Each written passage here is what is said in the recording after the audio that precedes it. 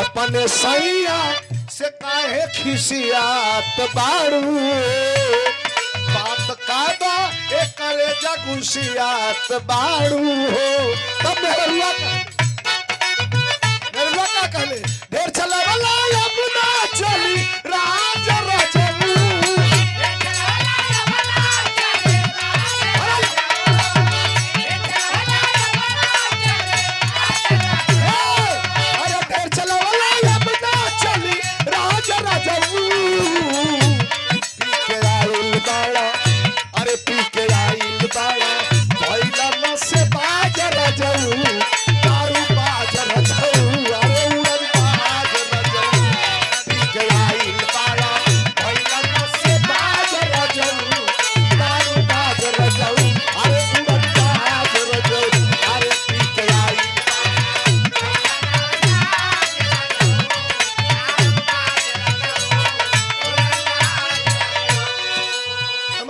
सरदार दे दहली के नंबर प्यारेलाल भैया उस शुरू कैलस जब साज बजे लगल तो 12 बजल 1 बजल 1:30 बजल 2 बजल 2:30 बजल जब 3 बजे लगल तो बुढ़ऊ दादा गोजी लेके घूमने लगल पगड़ी बांध के घूमने लगल कह दादा बैठ जा हमारे खत्म हो कहना तू तो मेहमान हुआ भैया तू गावा तो से हम कोनो दिक्कत ना तू 8 बजे सवेरे ले गावा हम तो ओके खोजत है जे तू हम बोलौले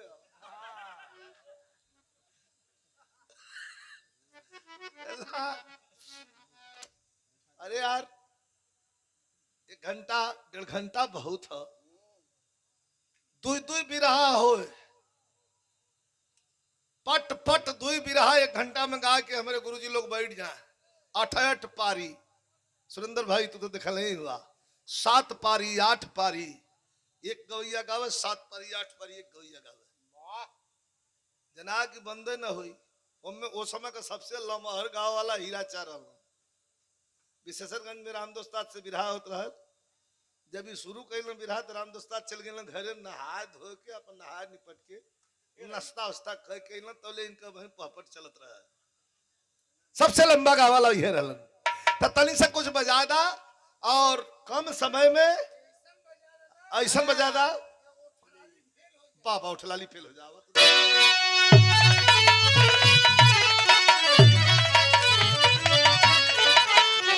अरे वाह वाह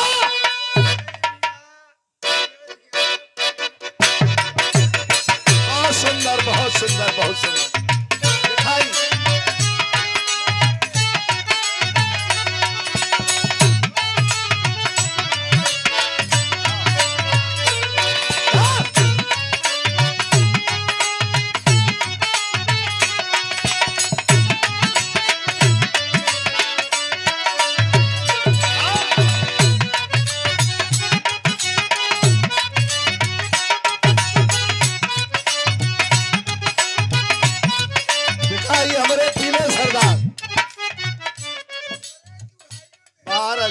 राजा हमरो दुहिला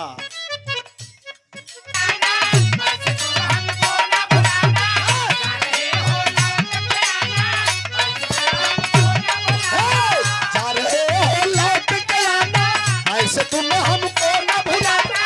हम तो तेरे आशिक पुराने हैं हम दीवाने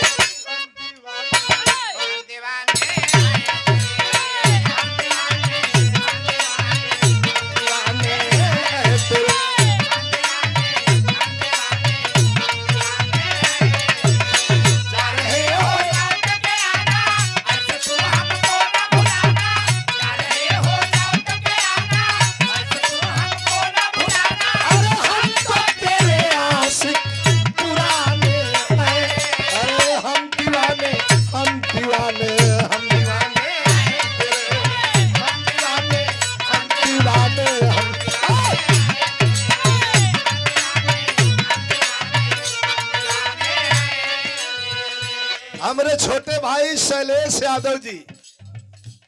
बरथरा कला से ये 500 रुपया पुरस्कार प्रदान कैलन है भैया के प्रणाम है मनोटरवा बढ़ा दे भैया मनोटरवा बढ़ा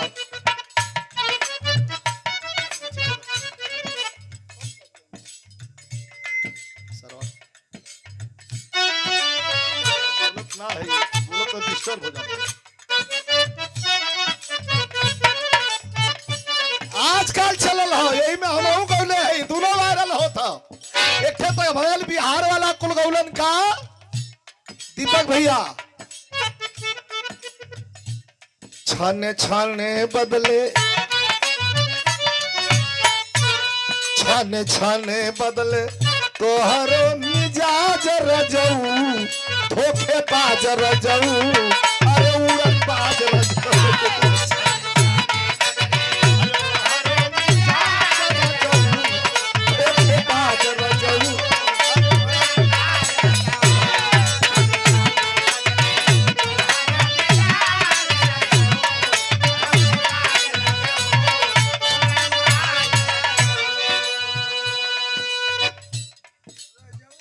एक लाइन और रहल पीले भैया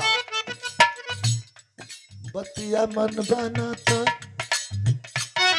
बतिया मन बनत हो जाई बनराज रजऊ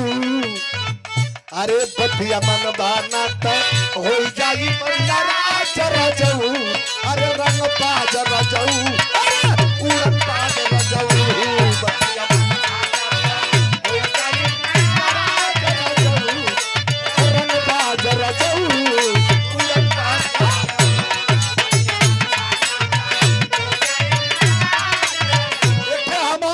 निकल गल हमार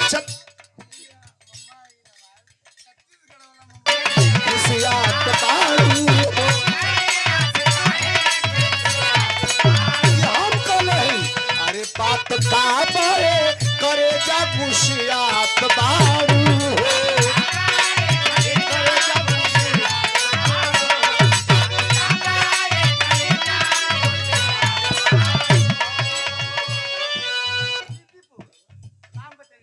हमारे राम बच्चन यादव जी आपके द्वारा ये पुरस्कार देकर सम्मान कर रहे हैं निंदीपुर से सैदपुर जहाँ का हमारे गुरु जी पूज्य स्वर्गीय रामधारी यादव जी की रहलन कोई जवाब बिरहा में नहीं रहल। चलिए लाइन के ध्यान दी है अपने सैया से काहे खिसियात बारू बात का दो एक करे जगुसियात बारू हो तब मेरा का कहले ढेर चला वाला अपना चली राज रजऊ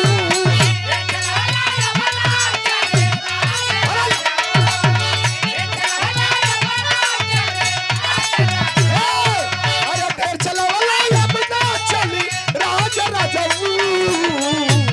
पी के आइल बाड़ा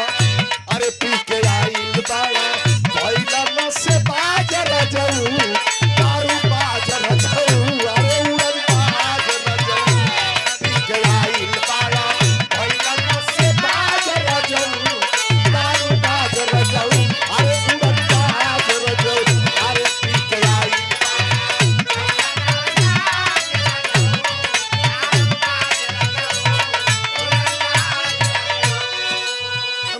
सरदार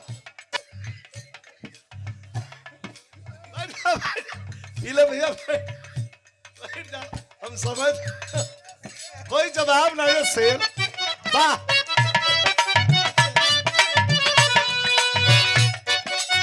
भोजपुरी का आनंद ला दुल्हन कहत बाकी सोना कई करोड़ का जवानी नुकसान करके 2-4 के फेर में नौकरी करे गई बड़ा परेशान बड़ा सुना ए राजा चली गई पल भर तू प्यार करके